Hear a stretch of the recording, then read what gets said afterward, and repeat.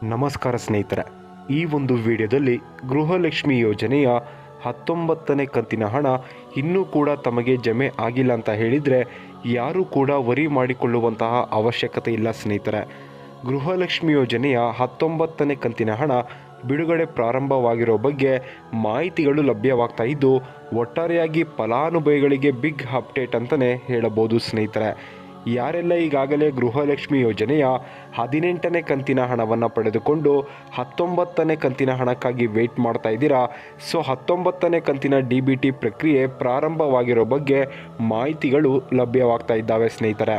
ಈಗಾಗಲೇ ಕೆಲವೊಂದಿಷ್ಟು ಫಲಾನುಭವಿಗಳ ಖಾತೆಗಳಿಗೆ ಕೂಡ DBT ಮೂಲಕ 19ನೇ ಕಂತಿನ ಹಣವನ್ನು ಜಮೆ ಮಾಡಿರೋ ಬಗ್ಗೆ ಕೂಡ ಮಾಹಿತಿಗಳು ಲಭ್ಯವಾಗ್ತಾ ಇದ್ದಾವೆ.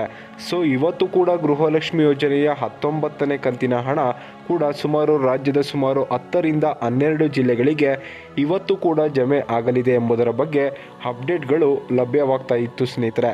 ಇವತ್ತು 12 ಗಂಟೆ ನಂತರ ಯಾವ ಜಿಲ್ಲೆಗಳಿಗೆ ಗೃಹಲಕ್ಷ್ಮಿ ಯೋಜನೆಯ 19ನೇ ಕಂತಿನ ಹಣ ಜಮೆ ಆಗಲಿದೆ, ಅದಕ್ಕೆ ಸಂಬಂಧಪಟ್ಟಂತೆ ಕಂಪ್ಲೀಟ್ ಆದಂಥ ಇನ್ಫಾರ್ಮೇಷನನ್ನು ತಮಗೆ ಈ ಒಂದು ವಿಡಿಯೋದಲ್ಲಿ ಮಾಹಿತಿಯನ್ನು ತಿಳಿಸ್ತಾ ಹೋಗ್ತೀನಿ. ವಿಡಿಯೋ ಕೂಡ ತಮಗೆ ಸಹಾಯ ಆಗಲಿದೆ ಸ್ನೇಹಿತರೆ. ಸೊ ಆ ಕಾರಣಕ್ಕಾಗಿ ಪ್ರತಿಯೊಬ್ಬರು ಕೂಡ ತಮ್ಮ ವಿಡಿಯೋಗೆ ಒಂದು ಲೈಕ್ ಕೊಟ್ಟು ಇನ್ನೂ ಕೂಡ ಚಾನಲ್ ಸಬ್ಸ್ಕ್ರೈಬ್ ಆಗಿಲ್ಲ ಅಂತ ಹೇಳಿದರೆ ದಯವಿಟ್ಟು ಚಾನಲ್ನ ಸಬ್ಸ್ಕ್ರೈಬ್ ಮಾಡ್ಕೊಳ್ಳಿ, ಹಾಗೆ ನೋಟಿಫಿಕೇಷನನ್ನು ಆನ್ ಮಾಡ್ಕೊಳ್ಳಿ.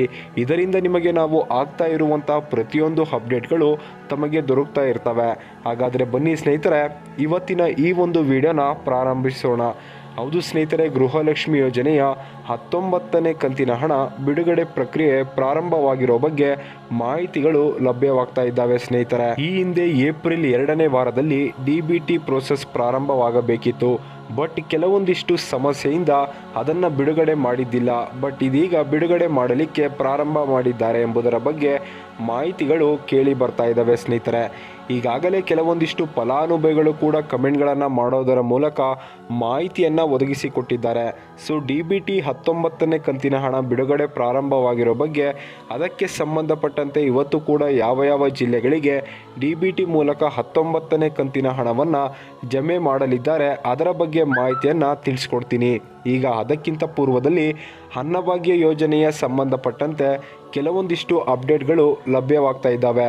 ಯಾರಿಗೆಲ್ಲ ಇನ್ನೂ ಕೂಡ ಜನವರಿ ತಿಂಗಳು ಮತ್ತು ಡಿಸೆಂಬರ್ ತಿಂಗಳ DBT ಹಣ ಜಮೆ ಆಗಿದ್ದಿಲ್ಲ ಅಂಥವರಿಗೂ ಕೂಡ ರಿಲೀಸ್ ಮಾಡಿದ್ದಾರೆ. ಮತ್ತು ಯಾರೆಲ್ಲ ಇನ್ನೂ ಕೂಡ ರೇಷನ್ ಕಾರ್ಡ್ ಅಪ್ಡೇಟ್ ಮಾಡಿಸಿಲ್ಲ, ರೇಷನ್ ಕಾರ್ಡ್ ತಿದ್ದುಪಡಿಯನ್ನು ಮಾಡಿಸಿಲ್ಲ, ರೇಷನ್ ಕಾರ್ಡ್ನಲ್ಲಿ ಏನಾದರೂ ಚೇಂಜಸ್ನ ಆಗಿದ್ದರೆ ಅದಕ್ಕೆ ಅವಕಾಶವನ್ನು ಕೊಟ್ಟಿದ್ದಾರೆ. ಮತ್ತು ಹೊಸದಾಗಿ ರೇಷನ್ ಕಾರ್ಡ್ಗಳನ್ನು ಕೂಡ ಪಡೆಯಲಿಕ್ಕೆ ಅವಕಾಶವನ್ನು ಕೊಟ್ಟಿದ್ದಾರೆ. ಸೊ ಅದಕ್ಕೆ ಸಂಬಂಧಪಟ್ಟಂತೆ ತಾವು ಹೆಚ್ಚಿನ ಮಾಹಿತಿಯನ್ನು ತಮ್ಮ ಹತ್ತಿರವಿರುವಂಥ ಈ ಸೇವಾ ಕೇಂದ್ರಕ್ಕೆ ಭೇಟಿ ಕೊಟ್ಟು ಮಾಹಿತಿಯನ್ನು ಕೂಡ ಪಡ್ಕೋಬೋದಾಗಿರುತ್ತೆ ಸ್ನೇಹಿತರೆ. ಸೊ ಅದರ ಜೊತೆಗೆ ಈಗ ಬಹಳ ಪ್ರಮುಖವಾಗಿ ಗೃಹಲಕ್ಷ್ಮಿ ಯೋಜನೆಯ 19ನೇ ಕಂತಿನ ಹಣ DBT ಪ್ರಕ್ರಿಯೆ ಪ್ರಾರಂಭವಾಗಿರೋ ಬಗ್ಗೆ ಮಾಹಿತಿಗಳು ಲಭ್ಯವಾಗ್ತಾ ಇದ್ದಾವೆ ಸ್ನೇಹಿತರೆ. ಹೌದು ಸ್ನೇಹಿತರೆ, ಬೆಂಗಳೂರು ಸುತ್ತಮುತ್ತಲು ಕೆಲವೊಂದಿಷ್ಟು ಜಿಲ್ಲೆಗಳಿಗೆ ನಿನ್ನೆ ಅಷ್ಟೇ ಗೃಹಲಕ್ಷ್ಮಿ ಯೋಜನೆಯ 19ನೇ ಕಂತಿನ ಹಣ DBT ಪ್ರಕ್ರಿಯೆ ಜಮೆ ಆಗಿರೋ ಬಗ್ಗೆ ಮಾಹಿತಿಗಳು ಲಭ್ಯವಾಗ್ತಾ ಇದ್ದಾವೆ. ಅದಕ್ಕೆ ಸಂಬಂಧಪಟ್ಟಂತೆ ನಿನ್ನೆ ಅಷ್ಟೇ ಬೆಳಗಾವಿಯಲ್ಲಿ ನಡೆದಂಥ ಪೂರ್ವಭಾವಿ ಸಭೆಯಲ್ಲಿ ಮಹಿಳಾ ಮತ್ತು ಮಕ್ಕಳ ಕಲ್ಯಾಣ ಇಲಾಖೆಯ ಸಚಿವರಾಗಿರುವಂತಹ ಲಕ್ಷ್ಮೀ ಹೆಬ್ಬಾಳ್ಕರ್ ಮೇಡಮ್ ಅವರು ಮಾಹಿತಿಯನ್ನು ಒದಗಿಸಿಕೊಟ್ಟಿದ್ದಾರೆ. ಸೊ ಒಟ್ಟಾರೆಯಾಗಿ 19ನೇ ಕಂತಿನ ಹಣ ಬಿಡುಗಡೆ ಪ್ರಕ್ರಿಯೆ ಪ್ರಾರಂಭವಾಗಿದ್ದು, ಫಲಾನುಭವಿಗಳ ಖಾತೆಗಳಿಗೆ ಇನ್ನೂ ಕೂಡ 19ನೇ ಕಂತಿನ ಹಣ ಇನ್ನೂ ಕೂಡ ಜಮೆ ಆಗಿಲ್ಲ ಅಂತ ಹೇಳಿದರೆ ಯಾರೂ ಕೂಡ ವರಿ ಮಾಡಿಕೊಳ್ಳುವಂತಹ ಅವಶ್ಯಕತೆ ಇಲ್ಲ.